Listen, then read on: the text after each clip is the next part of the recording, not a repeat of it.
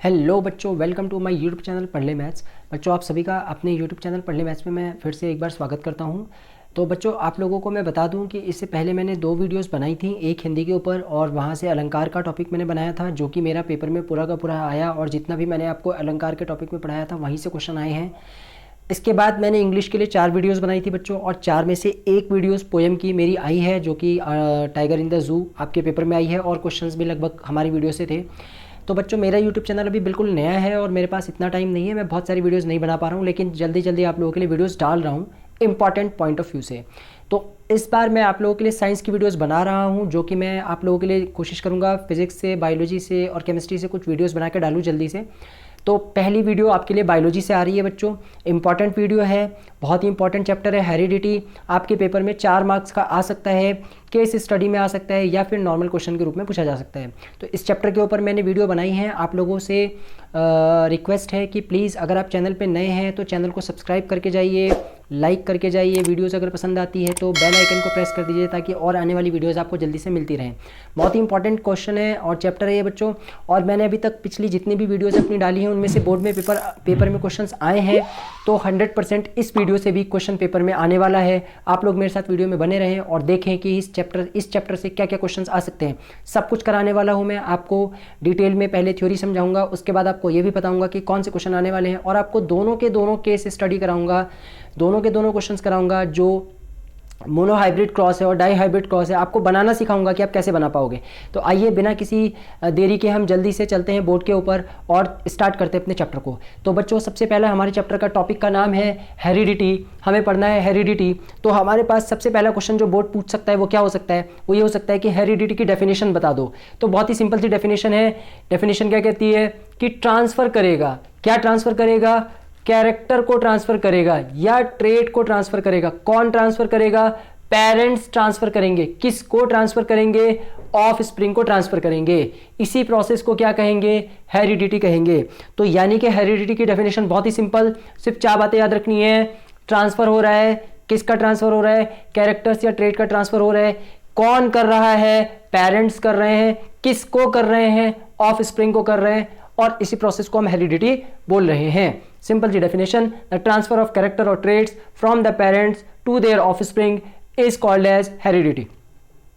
अब बच्चे, जो नए बच्चे हैं या जिनको अभी तक भी समझ में नहीं आया, मैं उनको थोड़ा सा समझा दूं कि कैरेक्टर और ट्रेट्स का मतलब क्या है। यही वर्ड है जो डिफरेंट है, थोड़ा सा डिफिकल्ट है, जो आपको समझ में नहीं आएगा। कैरेक्टर और ट्रेट्स का मतलब क्या? आपके पेरेंट्स से आपको कौन कौन सी प्रॉपर्टीज मिली हैं। जैसे किसी के बाल ब्लैक कलर के मिले होंगे, किसी को आईज मिली होंगी, किसी को नोज मिली होंगी, है ना। तो हमें जब हम लोग घर में होते हैं तो हमें ये बताया जाता है कि तुम तो दादाजी से मिलते हो, तुम तो फूफी से मिलते हो, तुम्हारी आंखें तो चाचा जी पे गई हैं, ठीक है। तो यही वो कैरेक्टर या ट्रेट्स होते हैं, यानी कि वो प्रॉपर्टीज जो आपके पेरेंट्स में भी हैं और आपके अंदर सेम टू सेम कॉपी हो गई, उन्हीं को हम लोग कैरेक्टर या ट्रेट्स बोलते हैं बच्चों।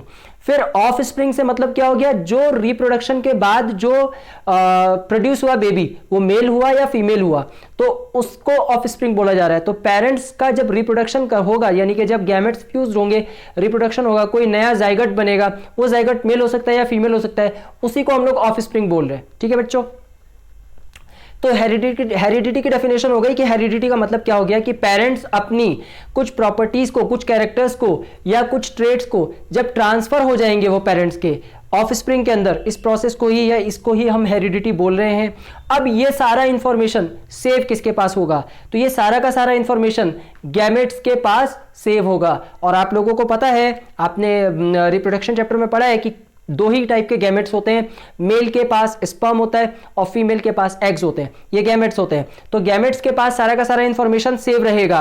कैसे सेव रहेगा? Heredity in the formation is present. Heredity information, heredity information, heredity का जो भी इंफॉर्मेशन होगा वो प्रेजेंट होगा किसके पास? सेक्स सेल या गैमेट्स के पास। तो हेरिडिटी का जो भी इंफॉर्मेशन होगा, यानी क्या क्या चीजें ट्रांसफर होने वाली हैं, वो सारा का सारा इंफॉर्मेशन किसके पास होगा? गैमेट्स के पास और सेक्स सेल के पास होगा। एक ही वर्ड है, गैमेट्स कह लो या सेक्स सेल कह लो, एक ही वर्ड है, ठीक है। तो आपके पास सेक्स सेल के पास या गैमेट्स के पास सारा का सारा इंफॉर्मेशन होगा। तो अब ये गैमेट्स है क्या, इस गैमेट्स के बारे में समझ लेते हैं। तो ये गैमेट्स क्या है? The gametes is constitute the link, the gametes is constitute the link provide कराएगा किसके किसके बीच में? वन जनरेशन एंड नेक्स्ट, एक जनरेशन और दूसरे जनरेशन के बीच में एक लिंक लेके आएगा ये, और ये लिंक पास होता चला जाएगा फादर और मदर से कैरेक्टर और ट्रेट के थ्रू उनके ऑफस्प्रिंग में।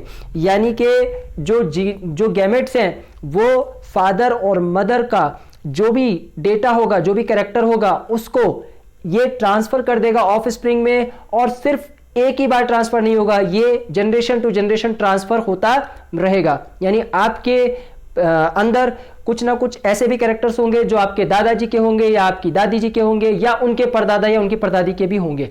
कुछ कैरेक्टर्स आपके ट्रांसफर होकर आए होंगे जीन्स के थ्रू, गैमेट्स के थ्रू आपकी बॉडी में आए होंगे। ठीक है, तो गैमेट्स का मतलब क्या हो गया? गैमेट्स का मतलब हो गया एक लिंक प्रोवाइड कराएगा जनरेशन और नेक्स्ट जनरेशन में फादर और मदर के जो भी कैरेक्टर होंगे वो उनके ऑफस्प्रिंग में जब ये ट्रांसफर कर रहा होगा या करेगा। ठीक है, तो दो चीजें हमने पढ़ ली, एक हेरिडिटी और दूसरा एक गैमेट्स। हेरिडिटी में हम क्या देख रहे हैं कि इंफॉर्मेशन ट्रांसफर हो रही है पेरेंट्स की उनके ऑफस्प्रिंग में कैरेक्टर्स और ट्रेट के फॉर्म में, और ये ट्रांसफर कौन करा रहा है? ये ट्रांसफर करा रहा है गैमेट, क्योंकि सारा का सारा इंफॉर्मेशन किसके पास सेव है? गैमेट्स के पास ही सेव है। ठीक है, और गैमेट्स को हम लोग सेक्स सेल्स भी बोलते हैं, और जब रिप्रोडक्शन होता है तो सेक्स सेल्स ही जाकर के रिप्रोडक्शन कराते हैं। आप लोगों को ये बातें पता है। तो गैमेट्स की डेफिनेशन क्या हो गई? एक लिंक प्रोवाइड करा रहा है between the generation, one generation and next, और फादर और मदर के बीच में जो कैरेक्टर्स हैं, जो ट्रेट्स हैं, उनको ये ऑफस्प्रिंग में ट्रांसफर कर रहा है। आगे बढ़ते हैं बच्चों। गैमेट्स के बाद कौन आता है? क्रोमोसोम्स आते हैं। क्रोमोसोम्स बहुत ही इंपॉर्टेंट चीज हो गई। क्रोमोसोम्स का मतलब क्या है? It is a thread like structure, यानी ये कुछ ऐसे थ्रेड लाइक स्ट्रक्चर्स होते हैं बच्चों, कुछ इस फॉर्म में होते हैं, ये अजीब से आपको दिखेंगे, और ये कुछ इनके अंदर बहुत सारे ऐसे जीन्स होते हैं बच्चों, बहुत सारे। ठीक है, तो ये थ्रेड लाइक स्ट्रक्चर होते हैं जो हमारे क्रोमोसोम्स होते हैं, और ये कहां पर होते हैं? In the nucleus of a cell formed of DNA. ठीक है, nucleus of the cell, cell के अंदर प्रेजेंट रहते हैं। यानी क्रोमोसोम्स कहां होते हैं? सेल के अंदर होते हैं, और इनका मेन काम क्या है? इनका काम है कैरीज द जीन्स, जीन्स को कैरीज करना। अब ये जो जीन है इसी के पास सारा इंफॉर्मेशन सेव है गैमेट के अंदर, ये गैमेट के अंदर होगा और इसके पास सारा का सारा इंफॉर्मेशन सेव होगा। ठीक है, तो ये एक जीन नहीं होता है, थाउजेंड्स ऑफ जीन्स होते हैं बच्चों।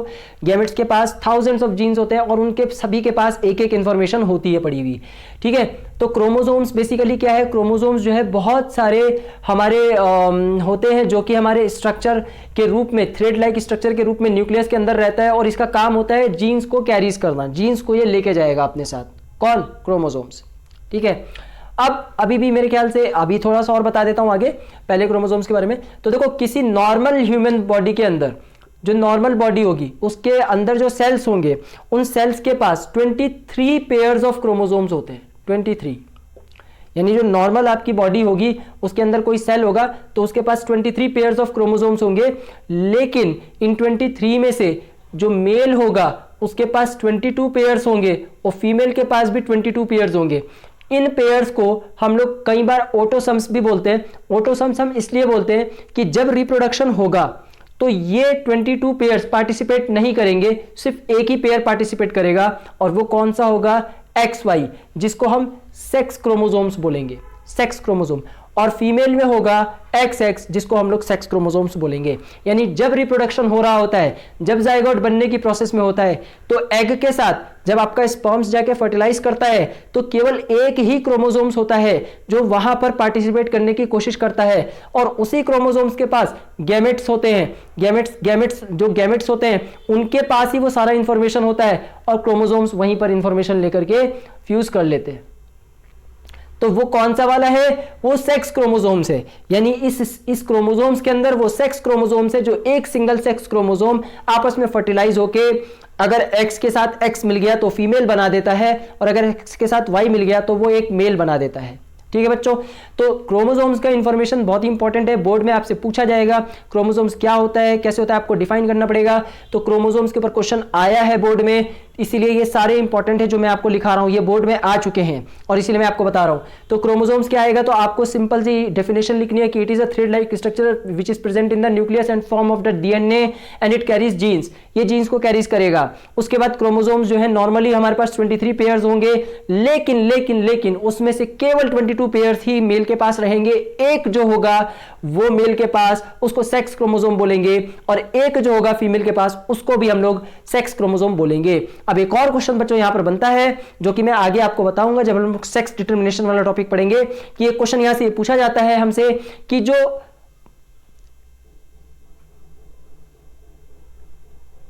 एक क्वेश्चन हमसे यह पूछा जाता है बच्चों कि mismatched pair of sex chromosomes किसके पास होते हैं। मिसमैच्ड क्वेश्चन यहां से पूछा जाएगा, mismatched pair of sex chromosomes किसके पास होते हैं। तो मिसमैच्ड किसके पास होते हैं बच्चों, मेल्स के पास होते हैं, क्योंकि उसके पास एक्स और वाई हैं, तो ये मिसमैच्ड पेयर है। लेकिन जो फीमेल होती है उसके पास बिल्कुल मैच्ड पेयर होते हैं, एक्स एक्स मैच्ड पेयर, ठीक है।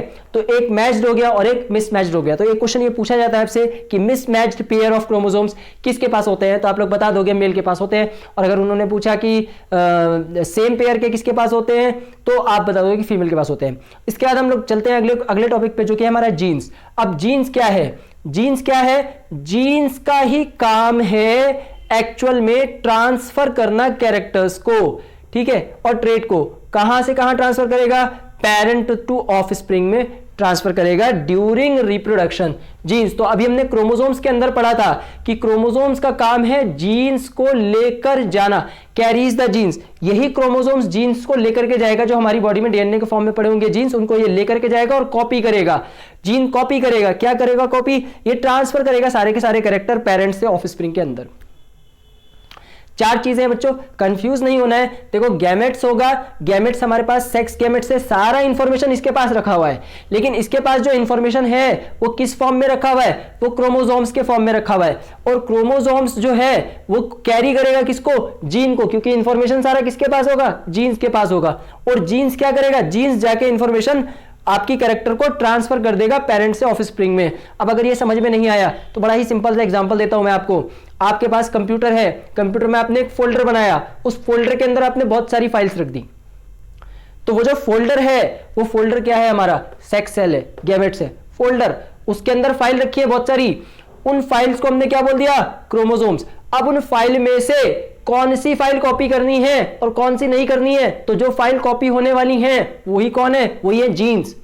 अब जो फाइल तो कॉपी करनी है, तो जीन्स डिसाइड करेगा कौन सी फाइल कॉपी करनी है और कौन सी फाइल कॉपी नहीं करनी है। अब मुझे लगता है समझ में आ गया होगा, बहुत ही सिंपल सा कॉन्सेप्ट है। आपने कंप्यूटर में एक फोल्डर बनाया, उस फोल्डर को आपने बोल दिया सेक्स सेल्स, सेक्स सेल के पास उस फोल्डर में आपने सारे के सारे इंफॉर्मेशन कॉपी कर दिए। अब वो इंफॉर्मेशन क्या है, वो इंफॉर्मेशन क्रोमोसोम्स और जीन्स है, लेकिन जीन्स वही वाले ट्रांसफर होंगे जो होने हैं। तो वो जब रिप्रोडक्शन होगा तो यहां से देखो वन सेक्स सेल्स गया है, तो वन सेक्स सेल के पास जितने भी जीन्स होंगे, जो भी ट्रांसफर करने होंगे उसको, वो खुद ब खुद उनको ट्रांसफर कर देगा ऑफस्प्रिंग में, ठीक है। तो पेरेंट्स के जो भी ट्रेट या कैरेक्टर्स होंगे उनको वो ट्रांसफर कर देगा ऑफस्प्रिंग में। तो ये हो गया आपका जीन्स। तो ये चार टॉपिक हो गए बच्चों, ये पेपर में आपसे पूछे जाएंगे। अब हम इसके आगे बढ़ेंगे और इसके आगे ये देखेंगे कि जीन्स कितने टाइप के हैं और जीन्स में कौन कौन सी प्रॉपर्टीज हैं। दो ही प्रॉपर्टीज हमें पढ़ाई गई है मेंडल्स के द्वारा, एक डोमिनेंट और एक रिसेसिव। तो हम जल्दी से मैं इसको रब करता हूं और फटाफट से आगे लिखता हूं ताकि आपका टाइम कम से कम वेस्ट हो, क्योंकि बच्चों अगर मैं बोर्ड पर लिख के पढ़ाऊंगा तो बहुत ज़्यादा टाइम लगेगा और मैं वीडियोज़ नहीं बना पा रहा हूँ क्योंकि कॉपीराइट लग सकता है, मेरे पास फोटोज़ नहीं है और बायोलॉजी में फोटोज़ की बहुत ज़रूरत होती है। तो इसलिए मैं आपको बोर्ड पर ही पढ़ा रहा हूँ। नेक्स्ट टाइम मैं कोशिश करूंगा कि मैं इसकी पीपीटी या आपको पीडीएफ के थ्रू भी पढ़ा पाऊं, बट अभी तो बोर्ड पे ही पढ़ा रहा हूं। तो जल्दी से मैं आगे मूव करता हूं और मैं अब आपको जीन से आगे लेके चलता हूं। तो जल्दी से हम लोग क्विकली मैं इसको रब करता हूं और फटाफट लिखता हूं। ओके बच्चों, तो आइए, मैंने जल्दी से लिख लिए हैं क्वेश्चंस बोर्ड पे। अब आइए हम जल्दी से आगे बढ़ते हैं और देखते हैं उन क्वेश्चंस को। तो बच्चों हम आगे बढ़ते हैं। तो हमने जीन्स तक पढ़ लिया था, अब हम देखते हैं कि जीन्स के बारे में कि जीन्स क्या है। तो देखो बच्चों, जीन्स जो है, जो मेंडल्स ने हमें समझाया, मेंडल्स ने हमें ये समझाया कि जीन्स जो है वो दो टाइप के हो सकते हैं, एक डोमिनेंट प्रॉपर्टी दिखाएगा और एक रिसेसिव प्रॉपर्टी दिखाएगा। अब डोमिनेंट और रिसेसिव से क्या मतलब है, आपके घर में आपका बड़ा भाई डोमिनेंट प्रॉपर्टी, क्योंकि वो ज़्यादा पावरफुल है, अगर वो कहेगा कि बैठ जाओ तो आपको बैठना पड़ेगा, मतलब आपको उसकी बातें सुननी पड़ेंगी। अब बड़ा भाई घर से गायब है, आप और आपका छोटा भाई है, तो आप लोग दोनों की अच्छी पटती है, तो आप लोग दोनों की अच्छी पटती है, तो आप लोग दोनों रिसेसिव हो गए, यानी आप दोनों एक दूसरे के साथ कॉम्प्रोमाइज़ करके चलोगे। लेकिन अगर गलती से बड़ा भाई आ गया तो वो आपको कॉम्प्रोमाइज़ करने नहीं देगा। तो डोमिनेंट का मतलब जो ज़्यादा पावरफुल है वो अपनी सारी की सारी प्रॉपर्टीज लगा लेगा और छोटे वाले की प्रॉपर्टीज को कम कर देगा। और जो रिसेसिव है वो क्या करेगा, वो बेचारा मजबूर है, तो वो अपनी प्रॉपर्टीज, अगर उसके पास वैसी प्रॉपर्टीज नहीं आई तो वो वैसा का वैसा ही रह जाएगा, ठीक है। तो डोमिनेंट में हमेशा हम लोग कैपिटल लेटर्स का इस्तेमाल करते हैं, यानी कि जब मेंडल्स ने अपने एक्सपेरिमेंट किए थे तो उसने डोमिनेंट प्रॉपर्टी को बताने के लिए कैपिटल लेटर्स का इस्तेमाल किया और रिसेसिव को बताने के लिए स्मॉल लेटर का इस्तेमाल किया। अब इसको हम एक एग्जांपल से समझते हैं। तो मेंडल्स ने पी प्लांट लिया था, पी प्लांट, ठीक है, मेंडल्स ने पी का प्लांट लिया था, मटर का पेड़ लिया था और मटर के पेड़ पे एक्सपेरिमेंट किया। तो जब एक्सपेरिमेंट किया तो उन्होंने जो वहां पे प्रॉपर्टीज इस्तेमाल करी डोमिनेंट और रिसेसिव के लिए, तो डोमिनेंट प्रॉपर्टी को दिखाने के लिए मेंडल्स ने टॉलनेस प्रॉपर्टी को चूज किया और कैपिटल टी से दिखाया। यानी अगर उनके पास कोई टॉल प्लांट आया तो उन्होंने उसको डोमिनेंट माना और कैपिटल टी से दिखाया।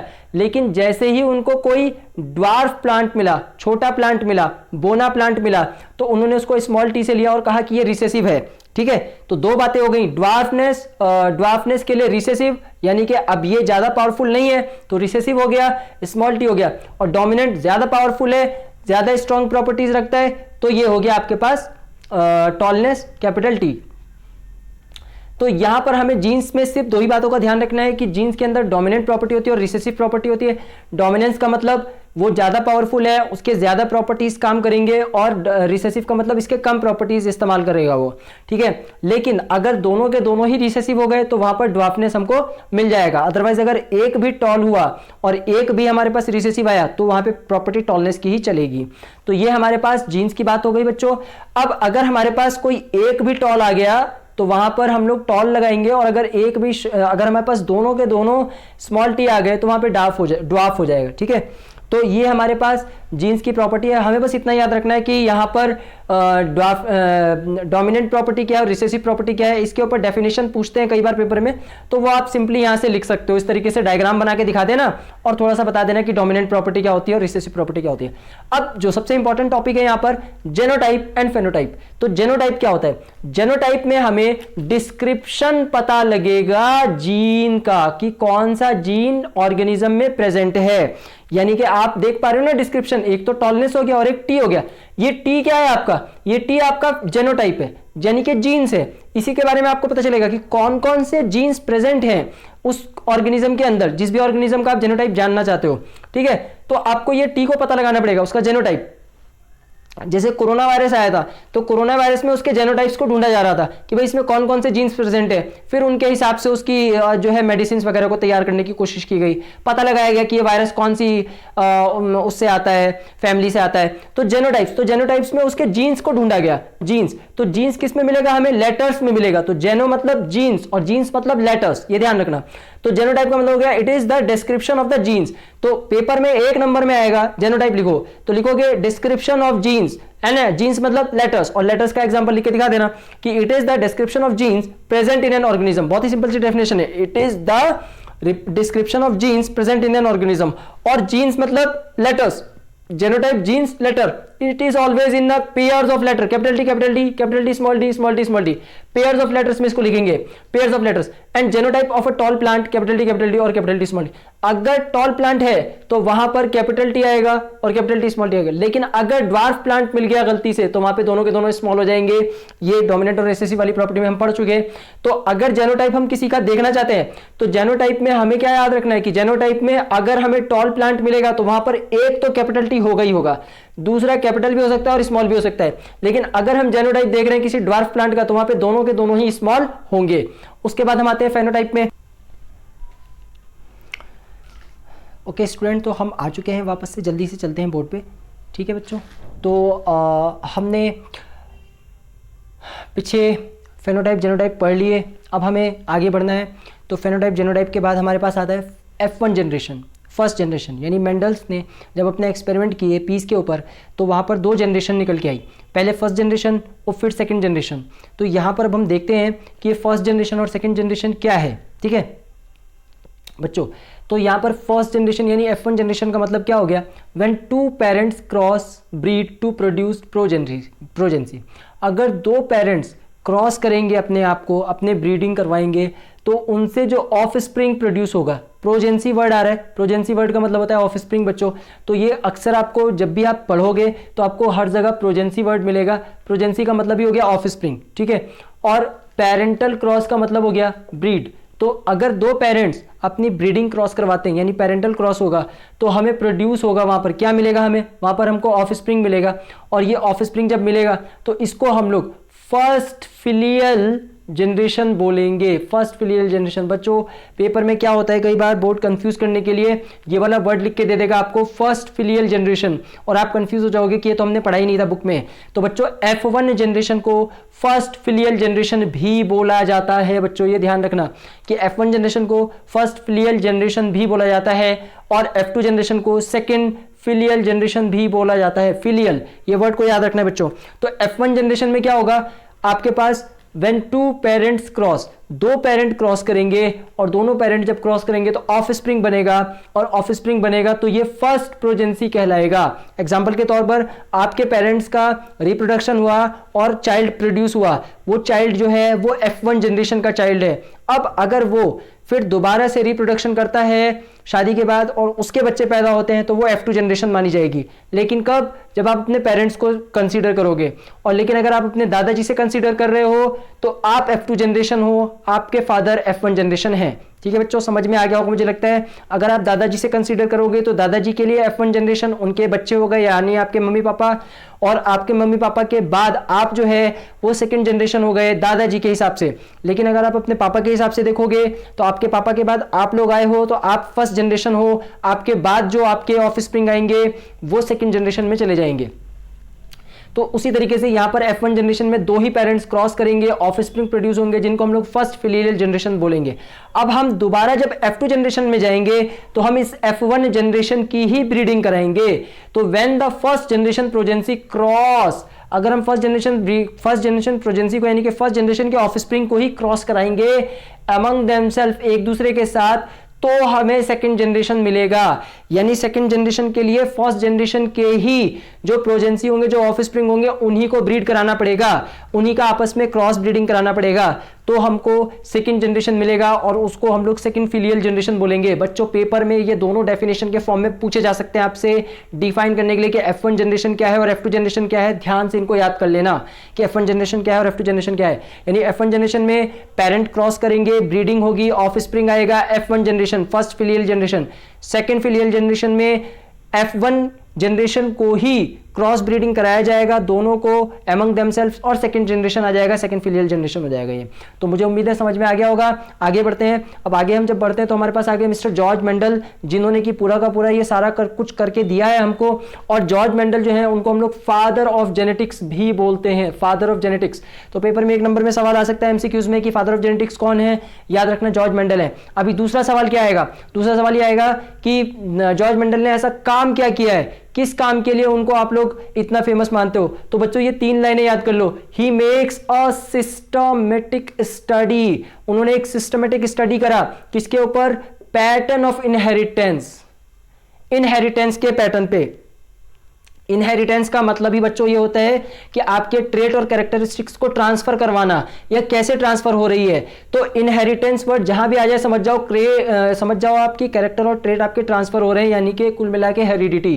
ठीक है, तो पैटर्न ऑफ इनहेरिटेंस यानी पैटर्न ऑफ हेरिडिटी को मेंडल्स ने पूरी डिटेल में स्टडी किया, सिस्टमेटिक तरीके से स्टडी किया। तो आपको लिखना पड़ेगा a systematic study of pattern of inheritance in which, अब उसमें क्या क्या हुआ, उन्होंने देखा transfer of characters from parents to progeny, कि कैसे ट्रांसफर हो रहा है कैरेक्टर का पेरेंट से ऑफस्प्रिंग में, प्रोजेंसी में कैसे ट्रांसफर हो रहा है। ठीक है, तो ये चार लाइनें हैं जो आपको मेंडल्स ने जो अचीवमेंट किया, जो उन्होंने काम किया, उसके ऊपर है। पेपर में क्वेश्चन आता है कि मेंडल्स ने क्या काम किया था, तो आप ये बताओगे कि he systematic study of pattern of inheritance and it is involve in which transfer of characters from parents to offspring या प्रोजेंसी।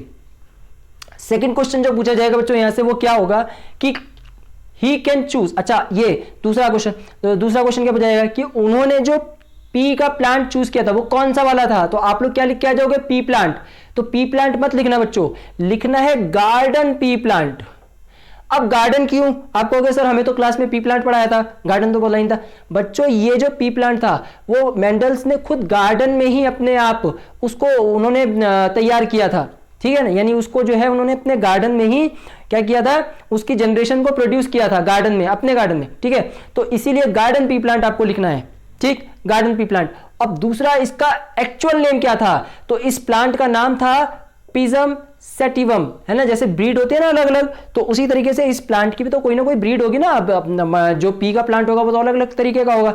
तो ये जो प्लांट था इसका नाम था पिजम सेटिवम। ये नाम आपसे पूछा जाएगा पेपर में, एमसीक्यूज में पूछा जा सकता है, 1 मार्क्स में पूछा जा सकता है। आपको ये नाम याद रखना पड़ेगा पिजम सेटिवम, कि जो पी प्लांट था वो पिजम सेटिवम प्लांट था। ठीक है बच्चों, एक और इंपॉर्टेंट क्वेश्चन जो मेंडल्स से हमसे पूछा जाएगा वो क्या होगा कि मेंडल्स ने क्यों चूज किया, why choose garden pea plant, उन्होंने गार्डन पी प्लांट ही क्यों चूज किया। तो 3 क्वेश्चन बनते हैं बच्चों यहां जॉर्ज मेंडल से।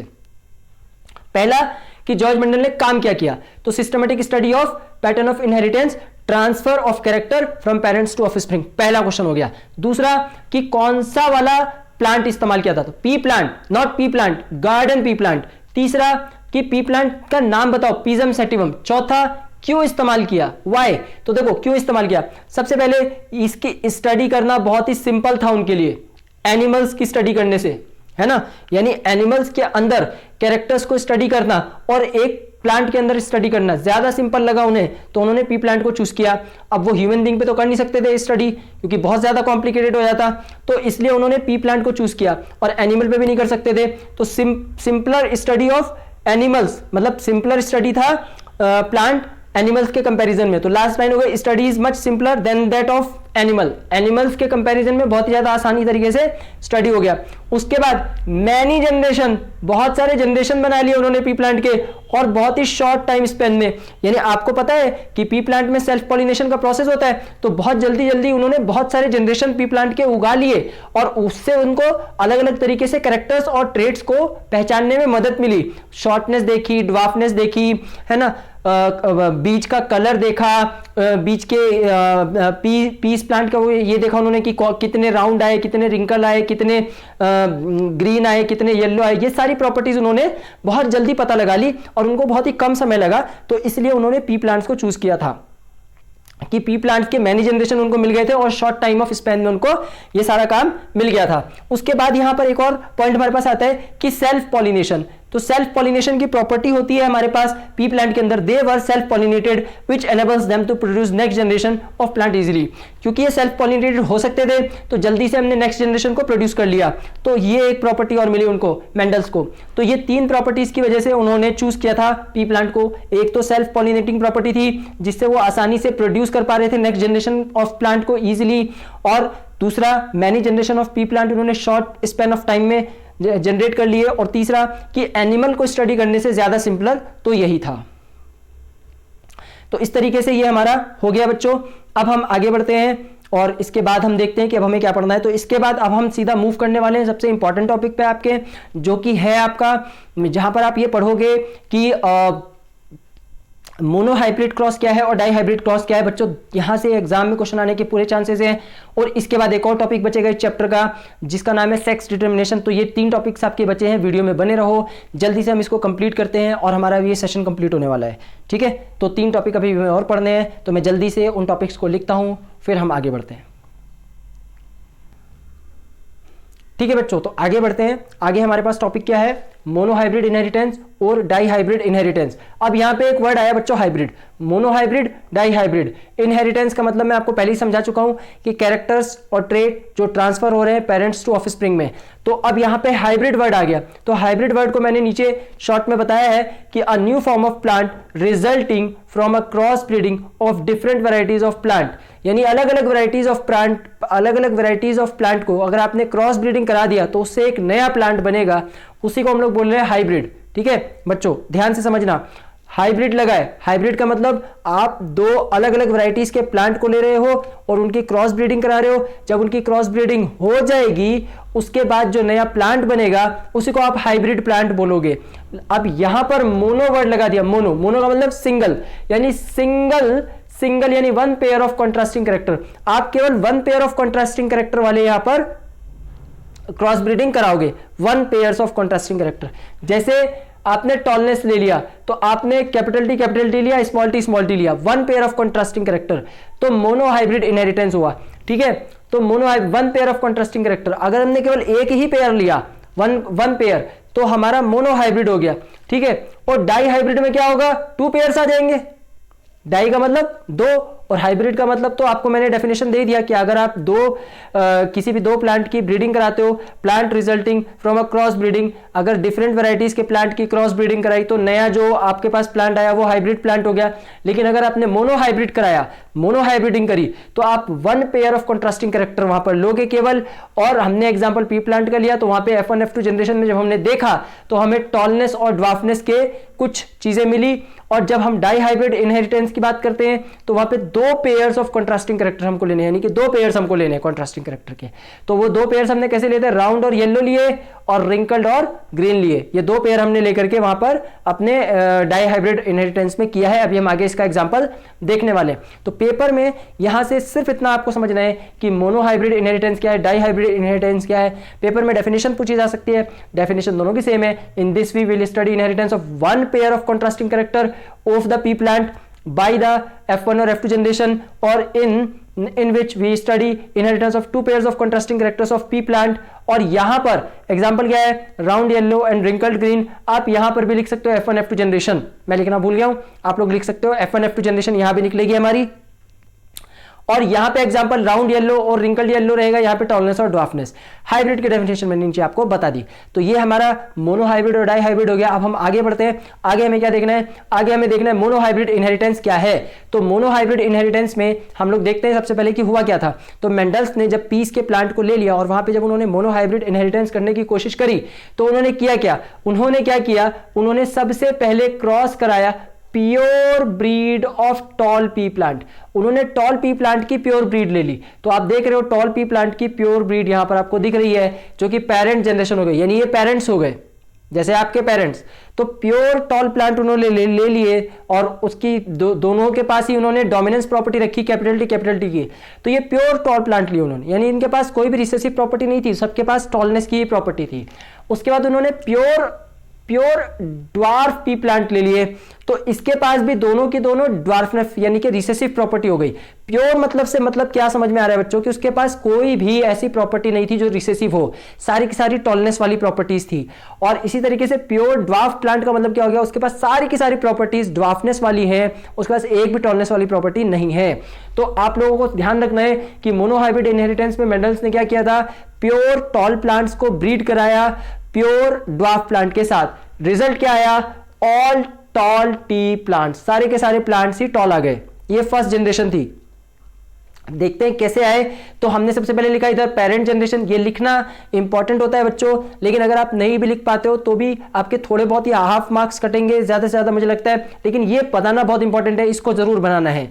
तो इधर आपने सबसे पहले पेरेंट्स को लेना है। पेरेंट्स कौन है, टॉल और ड्वार्फ। अब टॉल और ड्वार्फ के अंदर आप उनके क्या लिखोगे, गैमेट्स लिखोगे। गैमेट्स क्या है, कैपिटल टी स्मॉल टी। तो ये हमारे गैमेट्स हो गए, कैपिटल टी और स्मॉल टी।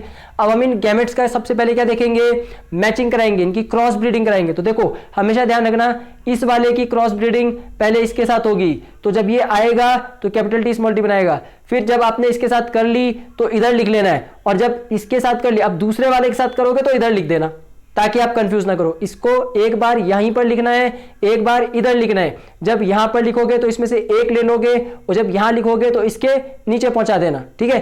यानी इसको एक बार इसके साथ, इसी के नीचे, एक बार इसके साथ, मगर इधर कैपिटल टी स्मॉल टी, क्योंकि ये कैपिटल टी है, ये स्मॉल टी है, ये कैपिटल टी है, ये स्मॉल टी है। अब सिमिलरली इसके साथ करेंगे, इसको एक बार यही लिखेंगे, लेकिन इसके साथ इस वाले को ले लेंगे तो कैपिटल टी स्मॉल टी बन जाएगा, और एक बार इसको इस वाले के साथ लेंगे और इधर की तरफ लिख देंगे। तो ये देखो, ये एरो यहां पे आ गया और ये वाला एरो यहां पे आ गया, ठीक है बच्चों, ये आ गया आपका एरो। सॉरी, एक बार इसके साथ लिख लिया हमने इस वाले को, और ये इसका एरो ये वाला है बच्चों, ये वाला नहीं है, ठीक है, ये गलत हो गया। देखो एक बार तो हमने इसको यहां पर लिखा तो ये वाला चला गया, और एक बार हमने इसको यहां पे लिखा तो ये वाला एरो आ गया, मतलब इस वाले का आ गया हमारे पास ये एरो, ठीक है। तो ये अक्सर इसमें बच्चों को कंफ्यूजन आ जाता है, इसके लिए मैंने एक और शॉर्टकट ट्रिक यहां पर लगा रखी है, वो भी मैं आपको बताऊंगा। पहले आप फिर से देख लो, एक बार इसको लिखना है तो इसके साथ ये वाला ले लो, और एक बार इसको इस वाले के नीचे भेज दो, तो कैपिटल टी स्मॉल टी। फिर इसको लिखना है, इसके पास ये वाले को ले लो, कैपिटल टी स्मॉल टी, और फिर इसको इस वाले के नीचे भेज दो, इस वाले के, ठीक है। तो आपके पास कैपिटल टी स्मॉल टी आ जाएगा। अभी फिर क्या है, अब हमें इनके क्या बताने हैं, इनके जेनोटाइप बताने हैं। तो जेनोटाइप में हमने क्या देखा था, जीन, जेनो मतलब जीन, जीन मतलब कैपिटल लेटर्स। तो यहां पर जितने भी कैपिटल लेटर्स लिखे हैं हमको उनको चेक करना है। तो देखो सभी के सभी सेम लिखे, capital T small T, capital T small T, capital T small T, capital T small T, यानी कि इसका जेनोटाइप ही क्या हो गया, एक ही तो हो गया, कैपिटल टी स्मॉल टी। और फेनोटाइप क्या हो गया, इस कैपिटल टी स्मॉल टी से हमें क्या पता लग रहा है कि यहां पर डोमिनेंस प्रॉपर्टी कौन देख रहा है, टॉल वाला देख रहा है। तो टॉल यानी ऑल टॉल प्लांट्स, यहां पर जितने भी प्लांट्स बने सारे के सारे क्या हो गए, टॉल हो गए। तो F1 जनरेशन में जो जेनोटाइप आया वो कैपिटल टी स्मॉल टी, केवल एक ही जेनोटाइप आया, एक ही तरीके की ब्रीडिंग हुई, रिजल्ट आया हमारे पास, एक ही तरीके का हाइब्रिड रिजल्ट आया। और इसका फेनोटाइप में हमें क्या पता लग रहा है कि टी की वजह से ये टॉल हुआ, तो हमने लिखा टॉल, और सारे के सारे प्लांट यहां पर टॉल हो गए। अब देखते हैं जरा इसका शॉर्टकट तरीका क्या है। तो देखो शॉर्टकट तरीके में बच्चों हमने क्या करना है, हमने एक टेबल बनानी है, बहुत ही सिंपल सा है, हमने एक टेबल बनानी है, उस टेबल के अंदर 4 ब्लैंक्स स्पेस बना देने। अब यहां पर क्या करना आप लोग कि यहां पर कुछ इस तरीके से एक और लाइन अपनी बना लेना। अब क्या करोगे आप लोग कि आपके पास जो ये वाले टॉल वाले हैं इनको यहां पे फिल कर देना, और जो ये स्मॉल वाले हैं इनको यहां पे फिल कर देना, और इनकी क्रॉस मल्टीप्लाई करना। देखो टी की इस वाले टी के साथ, तो ये वाला कॉलम भर गया आपका, फिर इस वाले टी की इस वाले टी के साथ, तो ये वाला कॉलम भर गया, इस वाले टी की इस वाले टी के साथ, तो ये वाला कॉलम भर गया, और इस वाले टी की इस वाले टी के साथ, तो ये वाला कॉलम। मतलब आप एक बार इसको इसके साथ करोगे यहां लिखोगे, एक बार इसको करोगे यहां लिखोगे, इसको करोगे यहां लिखोगे, इसको करोगे यहां लिखोगे। एक और तरीका है कि आप पहले इसी वाले को लेके चलो, इसको इसके साथ करो यहां लिख दो, इसको इसके साथ करो यहां लिख दो, फिर दूसरे वाले को लेके चलो, इसको इसके साथ करो यहां लिखो, इसको इसके साथ करो यहां लिखो। तो आपका ये एक सिंपल तरीका है जिससे आप ये क्रॉस ब्रीडिंग कर पाओगे। तो F1 जनरेशन तो हमारे पास आ गई, अब हम जल्दी से इसकी F2 जनरेशन भी बना लेते हैं फटाफट।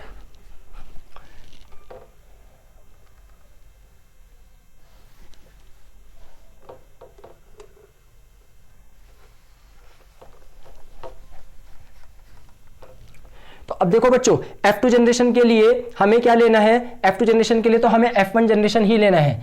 तो हमारा जो पेरेंटल स्टेटस हो जाएगा यहां पर, जो हमारे पास यहां पर पेरेंट हो जाएंगे,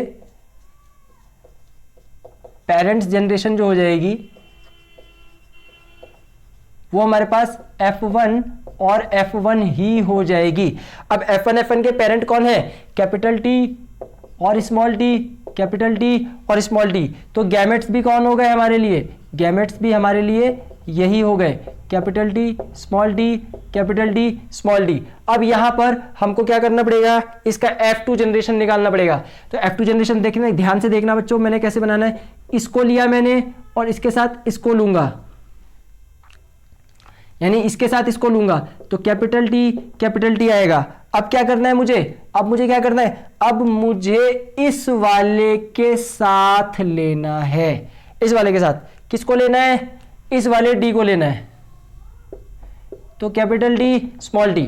ठीक है बच्चों, मेरे ख्याल से अब समझ में आ रहा होगा। एक बार इसको लिया तो पहले वाले के साथ ले लिया, और अब इसको जब इधर ले गए तो लास्ट वाले के साथ लिख लिया। ठीक है, अब इसके साथ लिखते हैं। अब इसके साथ कैसे लिखेंगे, इसके साथ कैसे लिखेंगे, तो इसको यहां पर लिया हमने, ठीक है, और इसके साथ कौन आ जाएगा, इसके साथ कौन आने वाला है, इसके साथ ये वाला आने वाला है, तो कैपिटल डी और स्मॉल डी बना लेगा ये। ठीक है, अब ये इसके साथ तो हो गया, अब ये किसके पास जाएगा, अब ये इस वाले के पास जाएगा, तो ये जब जाएगा तो ये स्मॉल टी बना लेगा। ठीक है बच्चों, तो ये क्या आया हमारे पास, ये हमारे पास आ गई F2 जनरेशन, F2 जनरेशन, ये F2 जनरेशन आ गई। अब जैसे ही F2 जनरेशन आ गई तो हमें इसका जेनोटाइप पता होना चाहिए, हमें इसका जेनोटाइप पता होना चाहिए, तो और इसका हमें फेनोटाइप पता होना चाहिए, हमें इसका फेनोटाइप पता होना चाहिए। तो अब जरा हम जेनोटाइप देखते हैं। तो जेनोटाइप तो हमारे पास क्या आ गया, कैपिटल टी और कैपिटल टी स्मॉल टी और कैपिटल टी स्मॉल टी और स्मॉल टी, ये तो हमारे पास आ गया जेनोटाइप। फेनोटाइप में क्या आया, फेनोटाइप में हमें ये बताना है टॉल कौन है, तो इसके पास सारी की सारी प्रॉपर्टीज आ रही हैं, ये टॉल है, इसके पास भी सारी की सारी आ रही है, ये भी टॉल है, इसके पास भी सारी की सारी आ रही है, ये भी। लेकिन ये क्या हो गया, ये एक ड्वार्फ हो गया, क्योंकि इसके पास तो सारी की सारी प्रॉपर्टीज रिसेसिव वाली हैं, सिर्फ एक ड्वार्फ हुआ बच्चों। अब यहां पर पेपर में आपसे सवाल पूछा जाएगा रेशियो का, वो कहेंगे जेनोटाइप का रेशियो बताओ और फेनोटाइप का रेशियो बताओ। तो अब देखो, अगर उन्होंने आपसे पूछा सवाल जेनोटाइप के रेशियो के लिए, है ना, रेशियो ऑफ जेनोटाइप, ठीक है, सवाल पूछेंगे आपसे जेनोटाइप इसका रेशियो, जेनोटाइप का रेशियो। तो अब जरा ध्यान से देखना बच्चों, जेनोटाइप को लिखो यहां पर। जेनोटाइप क्या है आपके पास, कैपिटल टी, फिर कैपिटल टी, स्मॉल टी, और क्या है, स्मॉल टी, स्मॉल टी। यही तो है, तीन चीजें आपके पास जेनोटाइप में। और रेशियो जरा ध्यान से देखना, कैपिटल टी एक ही बार है, कैपिटल टी दो बार है, स्मॉल टी एक बार है। तो ये किसका रेशियो हो गया बच्चों, ये आपका जेनोटाइप का रेशियो आ गया, जेनोटाइप का रेशियो, ये जेनोटाइप का आ गया। अब फेनोटाइप का रेशियो लिखते हैं, फेनोटाइप का रेशियो, ठीक है। तो जरा ध्यान से बताओ मुझे कि फेनोटाइप में आपको मिल क्या रहा है। फेनोटाइप में तो दो ही चीजें मिल रही है, या तो हमें टॉल मिल रहा है या हमें ड्वार्फ मिल रहा है। और टॉल कितने मिल रहे हैं, 3, और ड्वार्फ कितना मिल रहा है, 1। तो फेनोटाइप का रेशियो हो गया 3:1। तो ठीक है बच्चों, तो आपके पास पेपर में ये सवाल पूछा जाता है कई बार कि आपको रेशियो बताना है, आपको रेशियो बताना है किसका, जेनोटाइप का और फेनोटाइप का। तो ये इस तरीके से लिखा हुआ मिलेगा आपको, कई बार जेनोटाइप बोल करके बताएगा, नहीं तो सीधा ये रेशियो लिख के दे देगा आपको। तो कई बार ऐसा होता है पेपर में कि वो हमको ये नहीं बोलता है कि मोनोहाइब्रिड इनहेरिटेंस निकालो, बल्कि वो हमको सीधा ये रेशियो लिख के दे देते हैं पेपर में और हमसे पूछ लेते हैं सवाल। तो आपको ये ध्यान रखना है। अच्छा, इसकी जगह वो कई बार ऐसा भी होता है कि वो आपको लिख के दे देंगे 75% और 25%। ठीक है बच्चों, ये ध्यान रखो, पेपर में बहुत तरीके से क्वेश्चन पूछा जाता है, या तो ये रेशियो लिख के देंगे या 75% और 25% लिख के देंगे, तो भी आपको यही सारा काम करना है, सेम टू सेम। अगर उन्होंने ये लिख दिया 75% और 25%, यही सारा सेम काम करो। अगर उन्होंने ये वाला रेशियो लिखा, यही सारा सेम रिपीट करना है। अगर उन्होंने ये वाला रेशियो लिखा, यही सारा सेम रिपीट करना है, कोई भी इसमें चेंज नहीं होगा। तो ये मुझे लगता है कि मैंने कंप्लीट बता दिया। अभी आपको एक शॉर्टकट ट्रिक बता देता हूं, जिससे अगर ये डिफिकल्ट लग रहा है किसी को ये नहीं हो रहा है, तो वो शॉर्टकट ट्रिक से समझ लो उसको कि ये कैसे होगा। तो यहां पर देखते हैं हम, ये गैमेट्स को मैं थोड़ा सा ऊपर कर देता हूं और यहां पे हम इसको समझ लेंगे फिर। तो अब यहां पर हम फिर से वो टेबल बनाएंगे अपनी, जो यहां पर हमने बनाई थी। तो हम बनाते हैं यहां पर अपनी टेबल,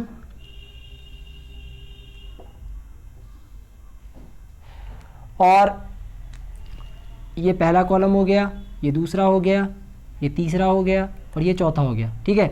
और 2 कॉलम मैंने यहाँ पर बना लिए।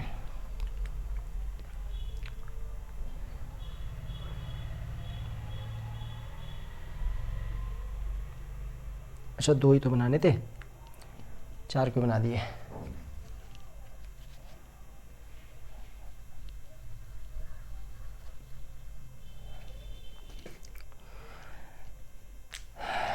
एक बॉक्स बना लिया हमने, ठीक है, और उसके अंदर 4 कॉलम्स कर लिए।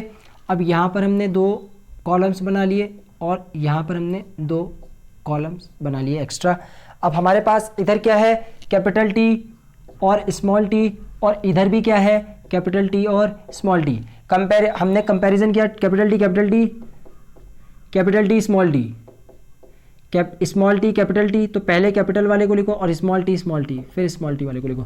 तो आप चाहें तो आप ये वाला टेबल बना सकते हैं, और अगर आपसे ये टेबल नहीं बन रहा है तो आप लोग इस तरीके से कर सकते हैं। बहुत ही सिंपल था, आपने ब्लॉक बनाना है, ब्लॉक में आपने इधर ब्लॉक को थोड़ा सा बड़ा कर देना है, कैपिटल टी स्मॉल टी यहाँ लिखना है, कैपिटल टी स्मॉल टी यहाँ लिखना है, capital T capital T small T capital T small T. तो आपको एक जो है वो ड्वार्फ मिल गया, जो कि यहाँ पर भी ड्वार्फ मिला, और बाकी 3 आपको टॉल मिले, टॉल। तो अगर रेशो पूछेगा तो आप यहाँ से लिख सकते हो कैपिटल टी। अब कैपिटल टी स्मॉल टी तो 2 बार है ना, लिखना एक ही बार है, क्योंकि हम तो रेशो बता रहे हैं, तो काउंट कर लेंगे 2, और फिर ये स्मॉल टी। और इसी तरीके से आप फेनोटाइप बताओगे, टॉल 3 है और ड्वार्फ आपके पास 1 है। तो ये मुझे लगता है कि आपको समझ में आ जाना चाहिए, ठीक है। तो ये हमारा मोनोहाइब्रिड इनहेरिटेंस हो गया है बच्चों, कंप्लीट हो गया है। अगर आपको समझ में आया है, वीडियो को लाइक करो और चैनल को सब्सक्राइब करो और अपने दोस्तों के साथ शेयर करो। अभी मैं जल्दी से इसको रब करके यहाँ पर डाई हाइब्रिड इनहेरिटेंस आपको सिखाने वाला हूँ, और उसके बाद एक टॉपिक और बचेगा। वीडियो में बने रहो, सिर्फ 2 टॉपिक बचे हैं आपके, जल्दी से उसको भी कंप्लीट करते हैं। एक डाई हाइब्रिड इनहेरिटेंस और दूसरा सेक्स डिटर्मिनेशन, दोनों ही इंपॉर्टेंट है आपके लिए, दोनों पेपर में पूछे जा सकते हैं। सेक्स डिटर्मिनेशन से तो बार बार केस स्टडी आ रहा है और इस बार भी आ सकता है, तो जल्दी से बने रहो मेरे साथ, मैं जल्दी से इसको रब करके आगे बढ़ता हूं। ओके बच्चों, तो अब हम चलिए आगे बढ़ते हैं जल्दी से। अभी तक हमने पढ़ लिया, अब हम आगे हमारे पास, हमने अभी तक मोनोहाइब्रिड इनहेरिटेंस पढ़ लिया। अब हमारे पास नेक्स्ट टॉपिक है डाईहाइब्रिड इनहेरिटेंस। तो मोनोहाइब्रिड इनहेरिटेंस मैंने आपको बता दिया, अब हम आ गए डाईहाइब्रिड इनहेरिटेंस पे। तो ये डाईहाइब्रिड इनहेरिटेंस में क्या है हमारे पास, तो देखो बच्चों डाईहाइब्रिड इनहेरिटेंस में हमारे पास क्या है कि जो डाईहाइब्रिड इनहेरिटेंस है उसमें मेंडल्स ने हमारा पहले से ही फिक्स कर लिया, चूज कर लिया, यानी उन्होंने कैरेक्टर्स को चूज कर लिया। कौन से कैरेक्टर चूज किए मेंडल्स ने चूज किया एक तो शेप और एक कलर, दो चीजों को मेंडल्स ने चूज कर लिया। किसमें? डाईहाइब्रिड इनहेरिटेंस में। क्यों चूज किया? क्योंकि हमने डेफिनेशन में देखा था डाईहाइब्रिड इनहेरिटेंस की कि वहां पर 2 कैरेक्टर्स हमको लेने हैं, 2 कैरेक्टर्स हमको लेने हैं इनहेरिटेट करके। तो यहां पर डाईहाइब्रिड इनहेरिटेंस में in this the 2 pairs of contrasting character, जो 2 पेयर्स ऑफ कंट्रास्टिंग कैरेक्टर है वो मेंडल्स ने पहले ही चूज कर लिए। क्या चूज किया? मेंडल्स ने चूज किया एक तो शेप और दूसरा कलर। किसका? तो सीड्स का। यानी कि जैसे ही हम डाईहाइब्रिड इनहेरिटेंस में आए तो मेंडल्स ने शेप और कलर सीड्स के चूज कर लिए खुद से। और कौन से कलर चूज किए? तो उन्होंने शेप के लिए बोला कि राउंड और येलो होना चाहिए, और राउंड और येलो को मेंडल्स ने डोमिनेंट माना, राउंड और येलो को डोमिनेंट माना। तो मेंडल्स ने कहा कि राउंड और येलो डोमिनेंट प्रॉपर्टी रखेंगे और रिंकल्ड और ग्रीन सीड्स जो है वो रिसेसिव प्रॉपर्टी रखेंगे। तो मेंडल्स ने राउंड और येलो सीड्स को डोमिनेंट प्रॉपर्टी दे दी और रिंकल्ड और ग्रीन को रिसेसिव प्रॉपर्टी में रख लिया। तो यानी कि डाईहाइब्रिड इनहेरिटेंस अगर पेपर में आपके पास आता है तो सिंपल सी बात आपको याद रखनी है कि इसमें आपके पास 2 कॉन्ट्रास्टिंग कैरेक्टर होंगे जिनको आपने पहले से ही चूज कर रखा है शेप और कलर के हिसाब से। Round and yellow seeds, round colour के यानी कि पूरे के पूरे गोल राउंड, और येलो कलर के सीड्स होंगे आपके पास पीस के। और दूसरी तरफ रिंकल्ड मतलब चपटे हुए, है ना, कुछ दाने पिचके वैसे आ जाते हैं। तो जैसे कभी अगर मटर आपने देखी होगी या कभी आपने मटर घर में देखी होगी तो कुछ मटर के दाने बिल्कुल राउंड होते हैं, तो वो ये राउंड और येलो हो गए, येलो कलर के राउंड कलर के, और ये डोमिनेंट प्रॉपर्टी रखेंगे। लेकिन रिंकल्ड तो थोड़े चपटे वैसे दाने और ग्रीन कलर के वो रहेंगे, वो रिसेसिव प्रॉपर्टी यहां पर दिखाएंगे। अब हमको इनकी ब्रीडिंग करानी है और ब्रीडिंग कराने के बाद हमको ये देखना है कि हमारे पास जो जनरेशन आने वाली है उसमें क्या क्या आने वाला है। तो हम ब्रीडिंग कराएंगे। तो हमने मोनोहाइब्रिड को दोबारा से रिकॉल करो। मोनोहाइब्रिड में जब हम F1 जनरेशन निकालने जाते थे तो हम एक तरफ डोमिनेंट प्रॉपर्टी रखते थे और दूसरी तरफ रिसेसिव प्रॉपर्टी रखते थे। तो टी कैपिटल टी और स्मॉल टी रखते थे। लेकिन यहां पर हमारे पास 2 कैरेक्टर ट्रेट्स हैं यहाँ पर। तो राउंड और येलो है, तो राउंड के लिए हमने कैपिटल आर लिखा, येलो के लिए कैपिटल वाई लिखा। ये इसका जेनोटाइप हो गया। जेनोटाइप मतलब जीन्स मतलब कैपिटल लेटर्स, बताया था मैंने डेफिनेशन में। फेनोटाइप मतलब ये बताएगा, फेनोटाइप फिजिकल अपीयरेंस। तो आर मतलब राउंड, वाई मतलब येलो। तो दोनों ही डोमिनेंट है, तो राउंड भी डोमिनेंट है, येलो भी डोमिनेंट है। तो हमने जेनोटाइप लिख लिया पहले वाले पेरेंट का। अब दूसरे वाले पेरेंट का लिखते हैं। तो दूसरे वाले पेरेंट में रिंकल्ड और ग्रीन है, तो स्मॉल आर यानी कि रिंकल्ड, और स्मॉल वाई यानी कि ग्रीन। रिंकल्ड और ग्रीन हो गया। तो पेरेंट्स के लिए हमने जेनोटाइप लिखा कैपिटल वाई, और इसके लिए स्मॉल वाई। ये फेनोटाइप हो गया इसका राउंड एंड येलो, इसका हो गया रिंकल्ड एंड ग्रीन। अभी हम बात करेंगे इसके गैमेट्स की। तो इसके पास गैमेट्स है कैपिटल आर और कैपिटल वाई। अभी गैमेट्स में क्या करना है, देखो आप लोग फिर से वही वाला जो हमने मोनोहाइब्रिडाइजेशन में किया प्रोसेस, वो पूरा का पूरा प्रोसेस करके यहाँ पे गैमेट्स को अलग कर सकते हो, लेकिन वो बहुत लेंथी प्रोसेस हो जाता है, उससे आपका ये डेरिवेशन बहुत बड़ा हो जाएगा। तो हमें इतना बड़ा डेरिवेशन करने की जरूरत नहीं है, हम शॉर्टकट कर सकते हैं। यहाँ पर हम क्या करेंगे, एक कैपिटल आर ले लेंगे और एक कैपिटल वाई ले लेंगे, गैमेट्स को निकाल लेंगे यहां से बाहर। एक कैपिटल आर और एक कैपिटल वाई, ये गैमेट हमारा बाहर आ गया। इसी तरीके से यहां से हमने एक स्मॉल आर एक स्मॉल वाई गैमेट को बाहर ले लिया। ठीक है, ले लिया बाहर। अब क्या करेंगे, F1 जनरेशन करवाएंगे, F1 ब्रीडिंग कराएंगे। तो इन दोनों की F1 जनरेशन कराई हमने, ब्रीडिंग कराई। अब फिर से यहां पर ब्रीडिंग कराने के लिए वही 4 टेबल आपकी बनेगी जो आपने मोनोहाइब्रिडाइजेशन में बनाई थी, लेकिन वो बनाने की जरूरत नहीं है, क्योंकि हमें पता है कि जब भी F1 जनरेशन आएगी तो डोमिनेंस प्रॉपर्टी कौन रखेगा, जो डोमिनेंस कैरेक्टर होगा वही डोमिनेंस प्रॉपर्टी रखेगा, यानी सारे के सारे टॉल ही मिलेंगे। तो यहां पर डोमिनेंस प्रॉपर्टी राउंड की है तो राउंड ही मिलेंगे, डोमिनेंस प्रॉपर्टी येलो की है तो येलो ही मिलेंगे। तो हम यहां से simply capital R small R लिखेंगे और कैपिटल वाई स्मॉल वाई लिखेंगे। तो एक ही पेयर हम यहाँ पे अपना जेनोटाइप का बना के दिखाएंगे और एक ही पेयर हम यहाँ पे अपना फेनोटाइप का बना के दिखाएंगे। तो जेनोटाइप हमारे पास क्या हो गया, ये हमारा जेनोटाइप हो गया, जेनोटाइप और ये हमारा फेनोटाइप हो गया, फेनोटाइप। ठीक है, तो जेनोटाइप हमारे पास एक ही बनेगा, capital R small R capital Y small Y. और यहां से हम जब फेनोटाइप लिखेंगे तो कैपिटल आर यहां पे डोमिनेंस प्रॉपर्टी दिखा रहा है तो हाइब्रिड राउंड बन जाएगा, और कैपिटल वाई यहां पे डोमिनेंस प्रॉपर्टी दिखा रहा है तो हाइब्रिड येलो बन जाएगा। तो राउंड और येलो ये बन गया हमारा। तो ये F1 जनरेशन तो हमने निकाल लिया, बहुत ही सिंपल था। पेरेंट्स हमें पता है, पहले से ही हमने डिसाइड कर रखे हैं, राउंड येलो लेने हैं, रिंकल्ड ग्रीन लेने हैं। तो हमने ले लिया फेनोटाइप में राउंड येलो रिंकल्ड ग्रीन। अब राउंड के लिए कैपिटल आर लिख लो, येलो के लिए कैपिटल वाई लिख लो, रिंकल्ड के लिए स्मॉल आर लिख लो, ग्रीन के लिए स्मॉल वाई लिख लो। इनके एक एक गैमेट्स को बाहर निकाल लो, capital R capital Y small Y, और इनकी आपस में ब्रीडिंग करा दो F1 जनरेशन से।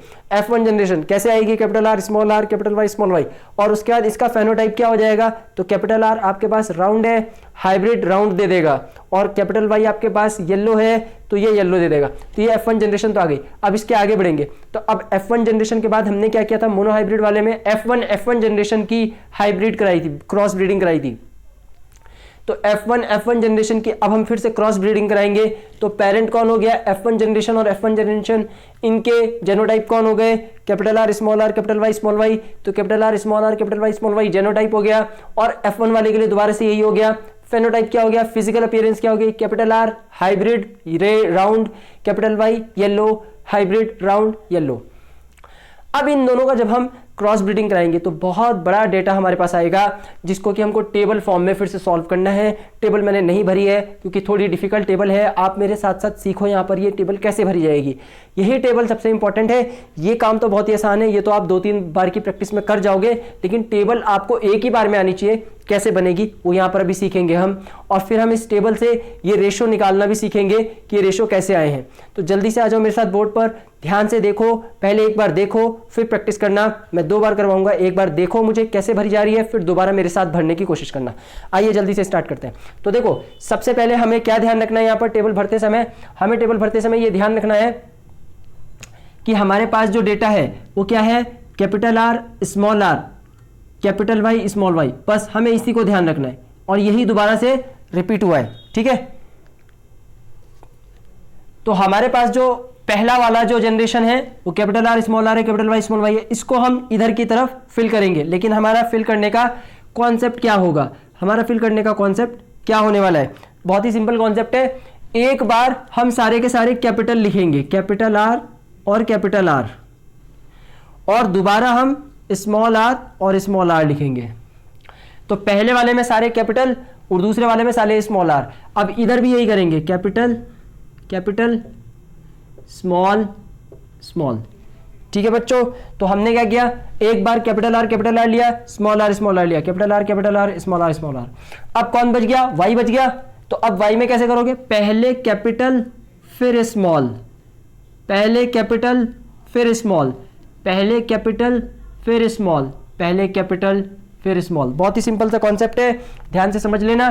Capital R small R, capital Y small Y, capital Y small Y, capital R capital Y small Y, small R capital Y small Y. बहुत ही simple है, यानी एक बार आप कैपिटल आर ले लो, एक बार स्मॉल आर, फिर कैपिटल वाई पहले, फिर स्मॉल वाई, फिर कैपिटल वाई, फिर स्मॉल वाई। अब क्या करना है, अब हमारा वही काम जो हमने मोनो हाइब्रिड वाले में किया, इसको इसके साथ मैचिंग कराओ, इस वाले टेबल को इसके साथ, फिर इसके साथ, फिर इसके साथ, फिर इसके साथ। तो देखो करते हैं, आर वाई दोनों ही कैपिटल है, आर दोनों ही कैपिटल है, वाई एक कैपिटल आया दूसरा स्मॉल वाले को ऐसे बना दो, capital R capital Y capital Y, capital R small R capital Y small Y. फिर इसमें आए कैपिटल आर इस वाले को इस वाले के साथ, कैपिटल आर, फिर इस वाले को इस वाले के साथ, capital R small Y, capital R capital Y small Y, capital R small Y, capital R capital Y, capital R capital Y small Y, capital R दोनों ही इस बार स्मॉल आ गए हमारे पास, लेकिन वाई हमारे पास दोनों कैपिटल आ गए, दोनों ही हमारे पास स्मॉल आ गए, और एक वाई कैपिटल और एक स्मॉल, फिर दोनों capital R small R, capital Y small I, capital R small R, small Y, small R, capital Y small Y and small R and small Y. बहुत ही आसान था ये बच्चों, ध्यान से देख लो मेरे साथ फिर से दोबारा से।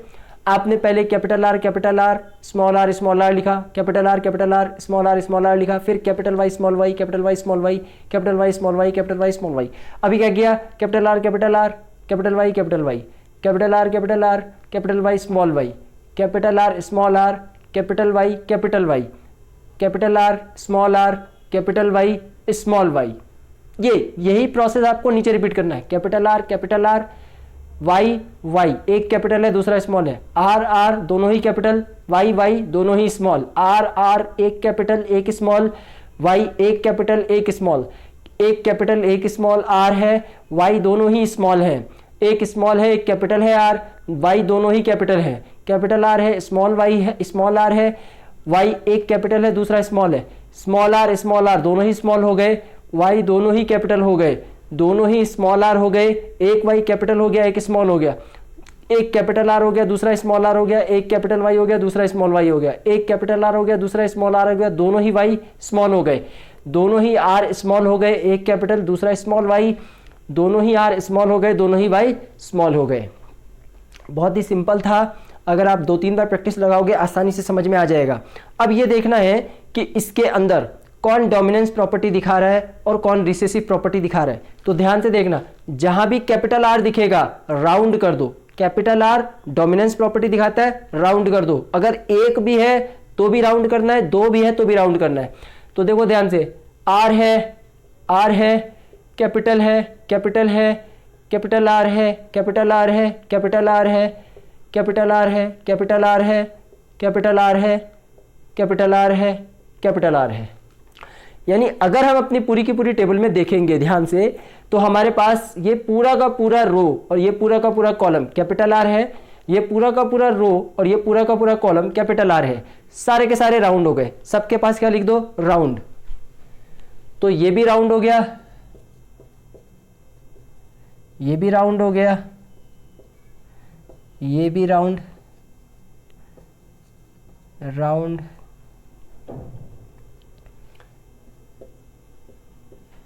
राउंड, राउंड, राउंड,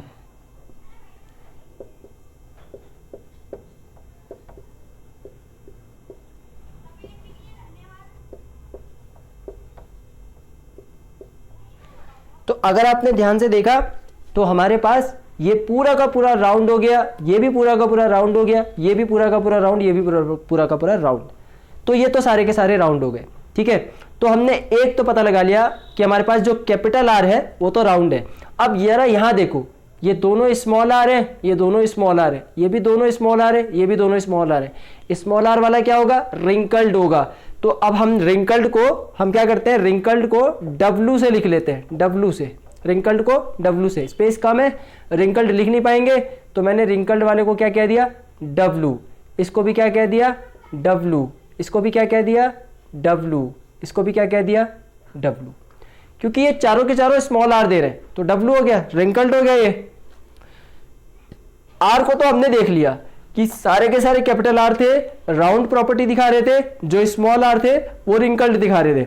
अब हम वाई को देखेंगे, जहां पे भी कैपिटल वाई दिखेगा हम येलो लिखेंगे, और जहां पे भी स्मॉल वाई दिखेगा हम ग्रीन लिखेंगे। तो पहले कैपिटल को ढूंढते हैं। तो देखो यहां भी कैपिटल, यहां भी कैपिटल, यहां भी कैपिटल, यहां भी, अगर एक भी मिल गया तो येलो है। यहां भी कैपिटल, ये नहीं है, यहां पे कैपिटल, ये है, ये भी नहीं है, यहां पे कैपिटल, ये भी है, यहां पे कैपिटल, ये भी है, यहां पे कैपिटल, ये भी है, ये स्मॉल नहीं है, यहां पे कैपिटल, और यहां पे भी कैपिटल, और यहां पे भी कैपिटल, ये नहीं है, ये नहीं है, ठीक है। तो कैपिटल वाले सारे के सारे क्या हो गए, येलो। सभी जगह येलो फिल कर दो, येलो, यहां पे येलो, यहां पे येलो, यहां पे yellow, yellow, yellow, yellow, yellow, अच्छा इसमें नहीं आएगा।